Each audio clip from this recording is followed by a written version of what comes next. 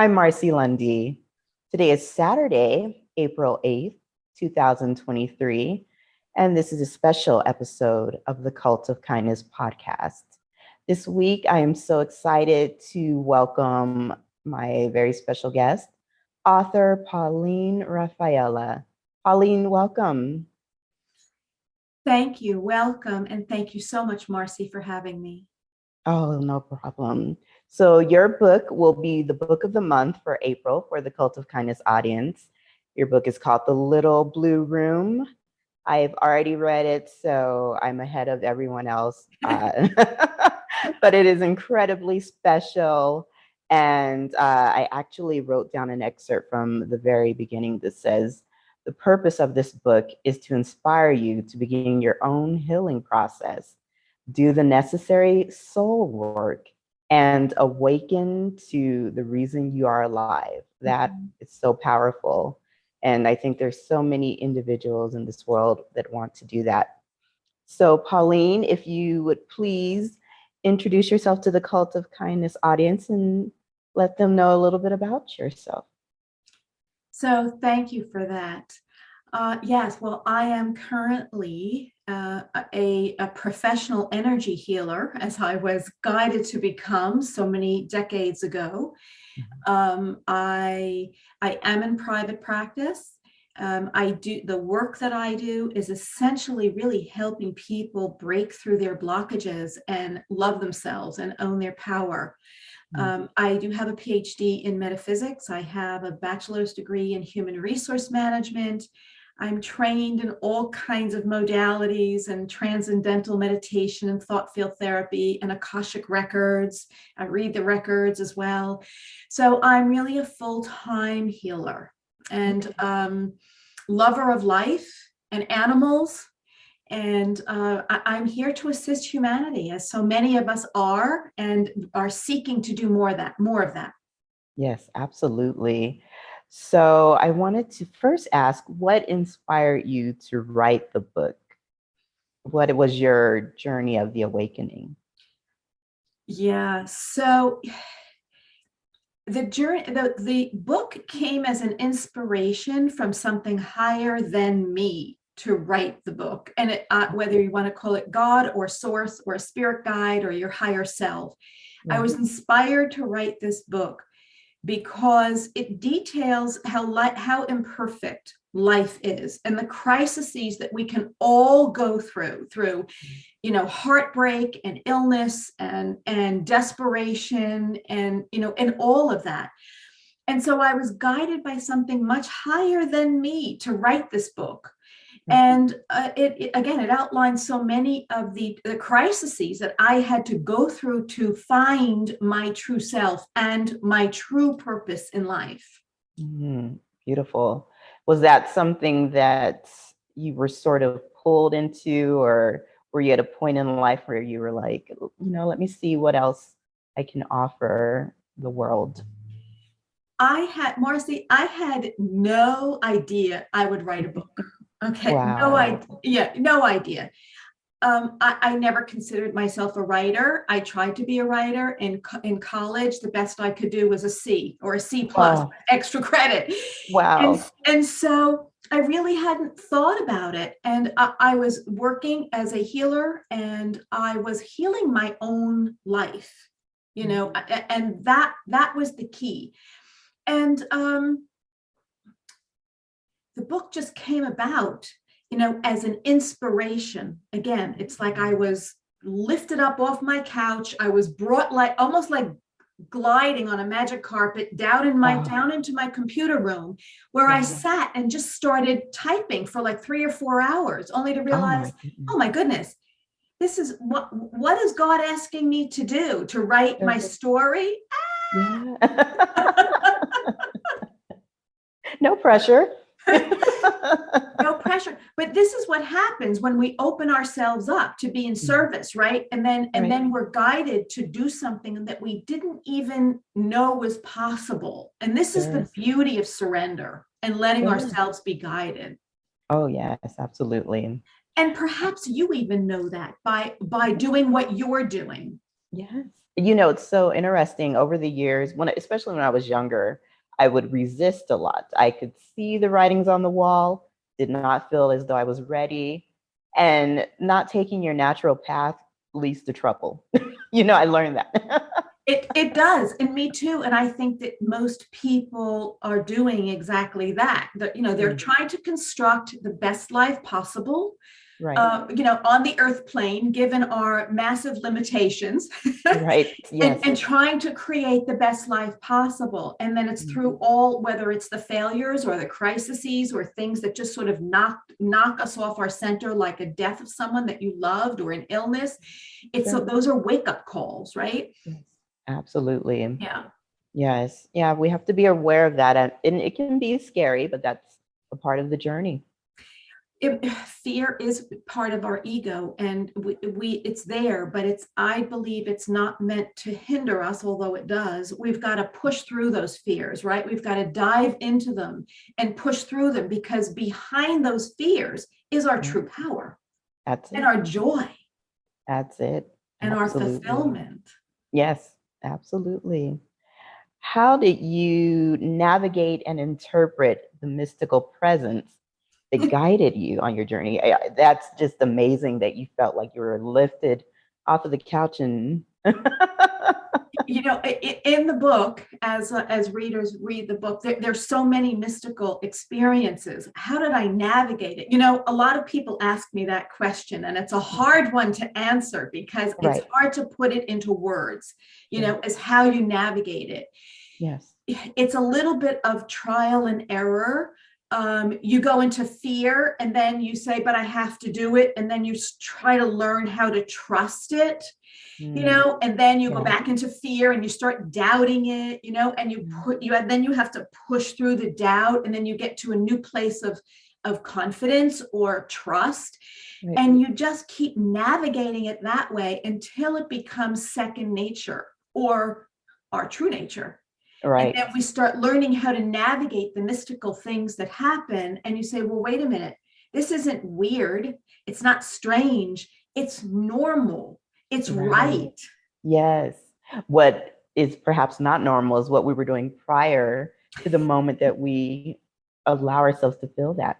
Yes, I would agree with that. Exactly. Yeah. What we think is normal, it isn't, right? Because we're living in a world that is filled with illusion, right? And delusion. And we have to get out of that in order to truly see the truth of who we are. That's it. Yes, absolutely. How did you distinguish your shadow self from your authentic soul? Oh, I love this. Well, the shadow is everything you don't want to see and admit.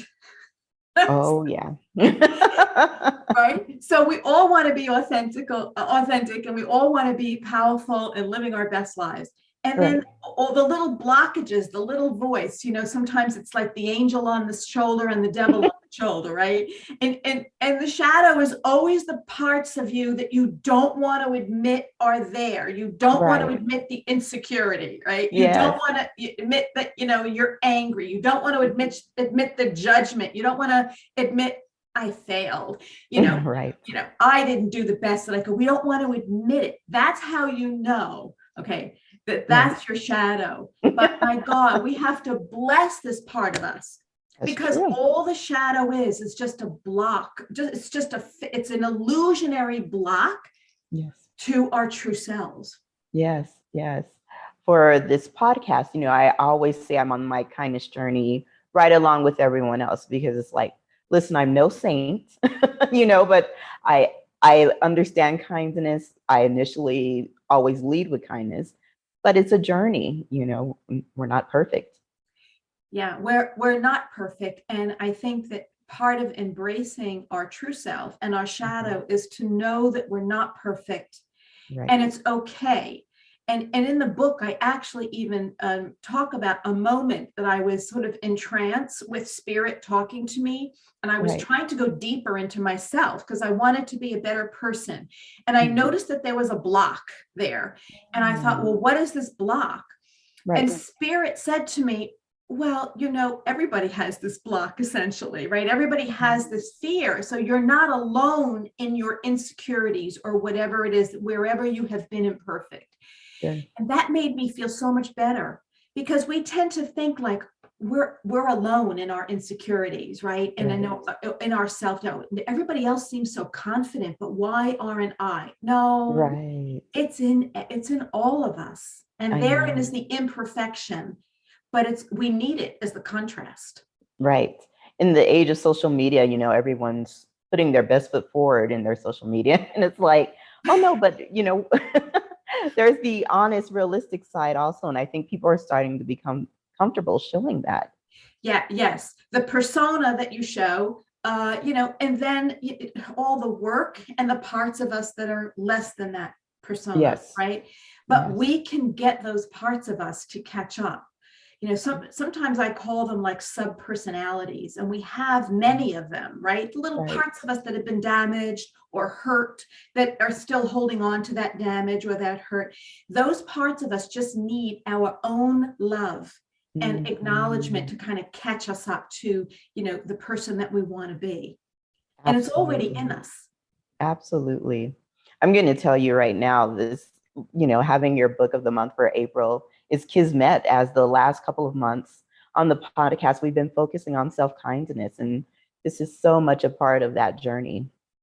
Oh, I love that self-kindness. We're kind to others, and are we kind to ourselves, right? Are we kind to others, and then we beat ourselves up for something maybe that we didn't do that was perfect. And there's always the words, I'm sorry. There's always the words, I didn't mean to do that to someone, but you have to learn to say those things to yourself as well. Oh my gosh, yeah. Kindness, compassion for self, forgiveness of self. It's a hard one, but it is the most empowering one. That's it. Yes.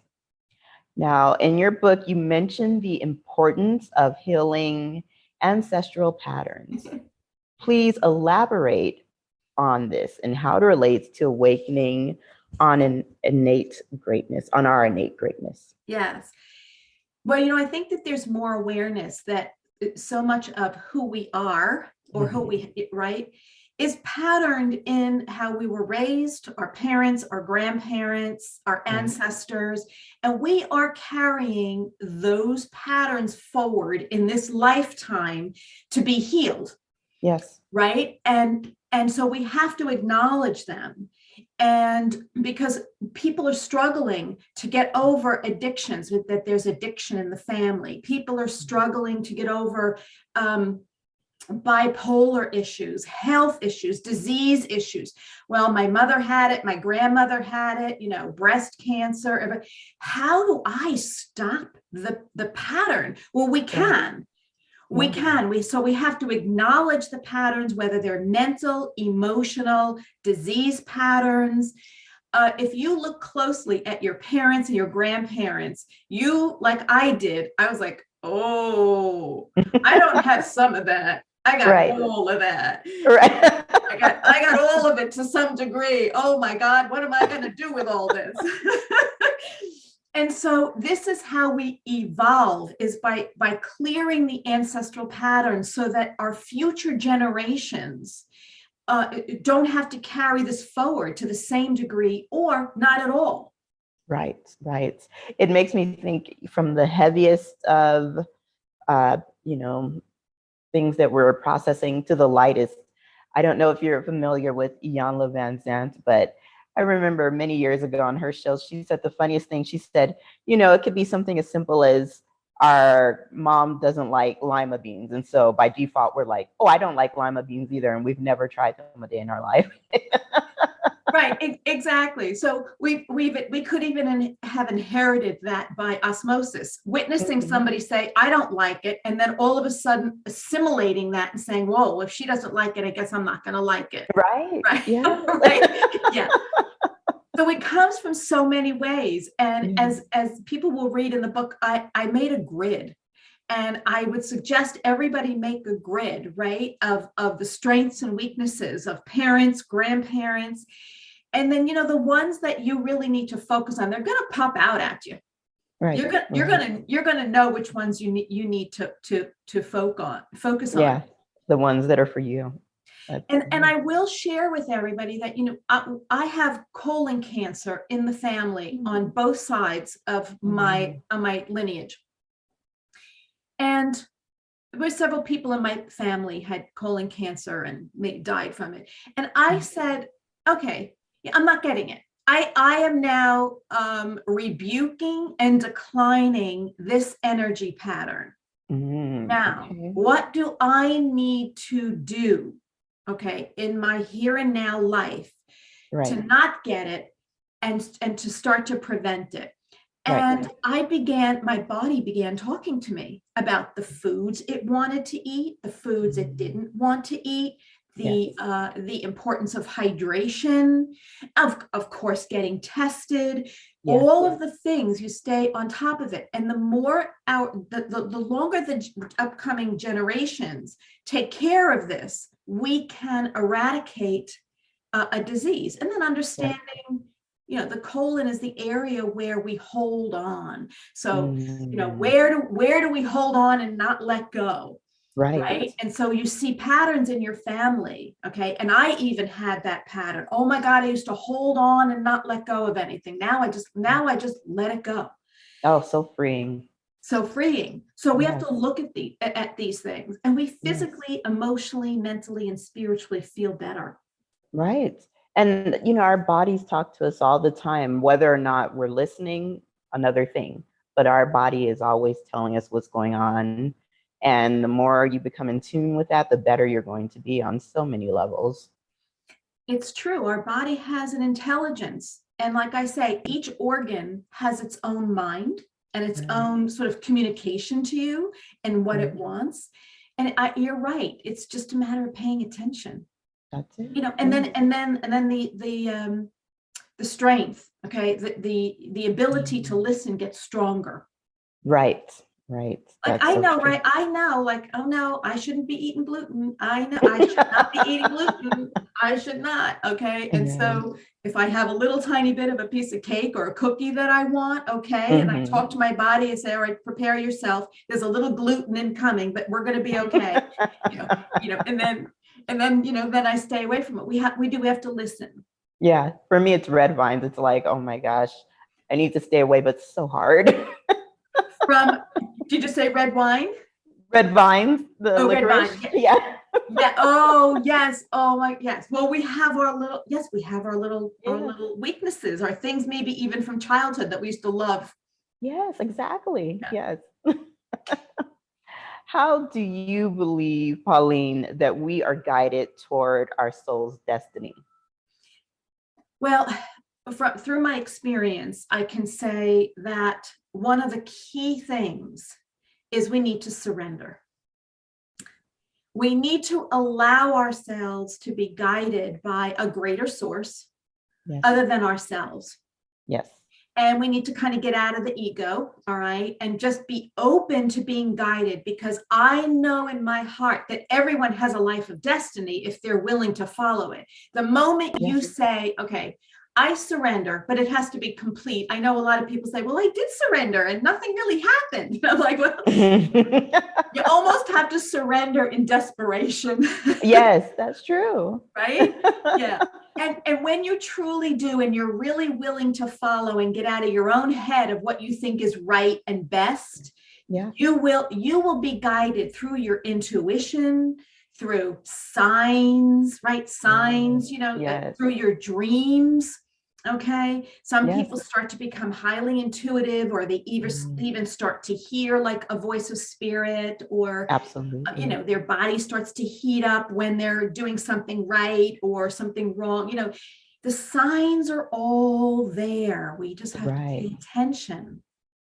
And don't feel uncomfortable by the signs. I have been someone my entire life very sensitive to all of that.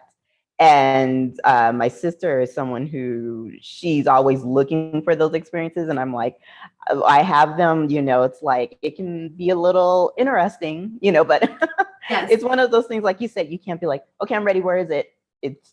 You just have to be open and fully accepting of these experiences. Yes. And the signs are there and the intuition is there and it comes in very subtly. So if you're trying to have that experience, you're actually pushing against it. Yes, that's Yeah. true. Yeah. You're actually pushing against it when you're trying too hard. I sense That's you're true. very empathic. Oh, very much so. I can sense it. I can sense it through the video, through the computer. I sense it yeah. beautiful, but your essence is so beautiful and Oh, you're so balanced. I can actually kind of see it in your chakras. So you're all kind of lit up and open. thank you, Pauline. When I was a child, it was a lot to deal with because I, as a child, didn't identify it for what it was. And so it was just a lot to sort of process going through the world as a child. Well, who knew, right? Right. Who knew about so much of this when we Right. were younger? We didn't. Yes.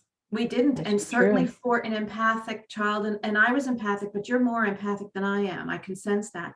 Mm, You're just trying to fit in, right? So that you get exactly. love and protection and you're trying to fit in. And it's hard to fit in when you're picking up other people's energies or you're overly sensitive. Right.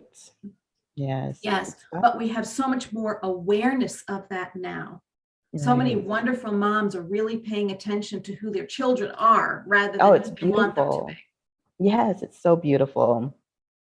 Okay, I also want to ask you, what does it take to be courageous enough? As I just said as a child, I was like, I have no idea what's happening. So what does it take to be courageous enough to follow the guidance? Well, I think courage for me, I can say, is an attribute of the heart, right? Courage is an Right. attribute of the heart. So I think we need to have a big heart. I think Yes. we need to have an open heart Mhm. and we need to be willing to make mistakes. We need to be willing to fail at first, if you want to call it failure, although we know there's no failure. There's just sort of trial and error. I didn't do that right, or I made a mistake. Okay, next time I'll learn again. Right. And not to judge, Mm, not give up on ourselves and not judge ourselves or compare ourselves to anybody else.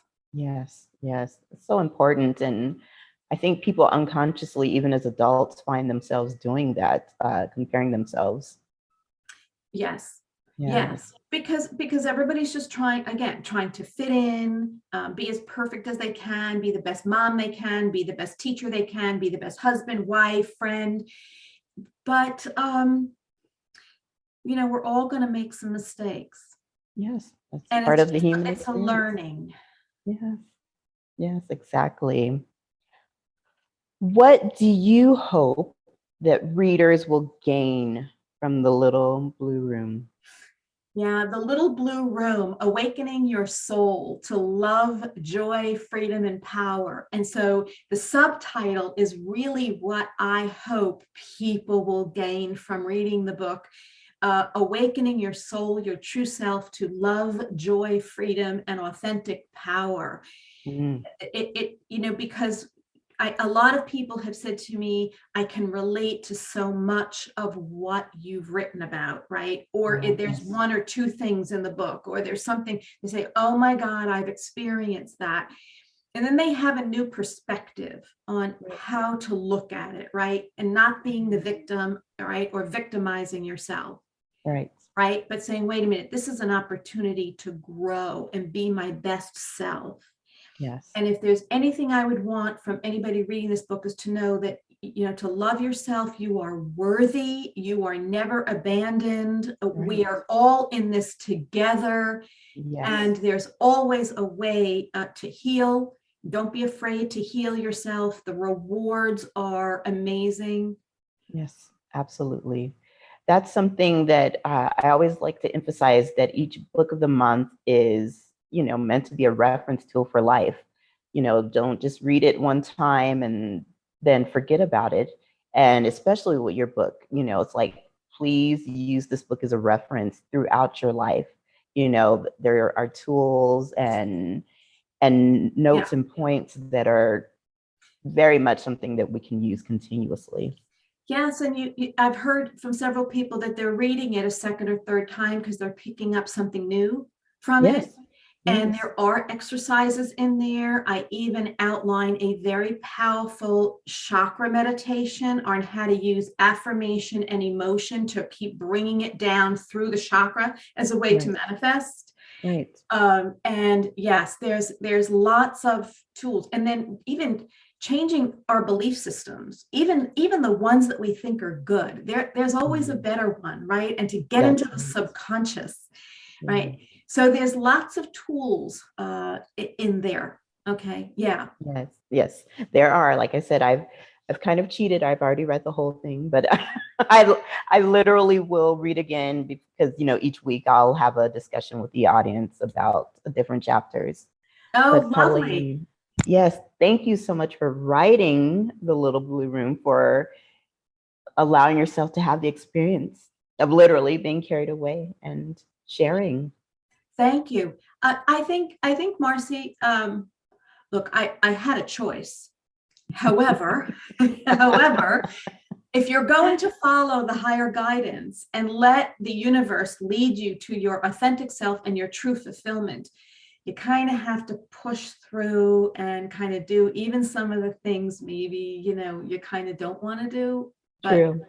you get used to it after a while. You And then do. and knowing that you're helping people and touching people in some way is very rewarding, It and you're is. happy for them. Yes. Yes. I mean, what you're doing becomes secondary because you're literally being used as a vessel. Exactly. And Yeah. exactly. I as I always say, I am just a vessel. Everybody that works with me is, whether in group or online or privately, is healing themselves. I don't Right. have the power to heal you, but I can be a vessel to hold space for you to reach a certain place where you heal yourself. And that is the power we all have. That is absolutely. Please just don't feel uncomfortable. Just allow yourself to feel it, and you'll be amazed at Yeah. your potential. And cry. Let yourself cry. There's no shame in the emotions. That's right. let That's let right. let the tears out, because behind those tears is true power. That's true. And you are not allowing the power to come through by, blocking with tears. It's Right. allowed to flow. Yes. Yes. Yes. Well, Pauline, thank you so much. I am so happy. Even this past Saturday, I put up the excerpt that I read at the beginning on my personal Facebook page because I was just so excited to introduce your book to everyone.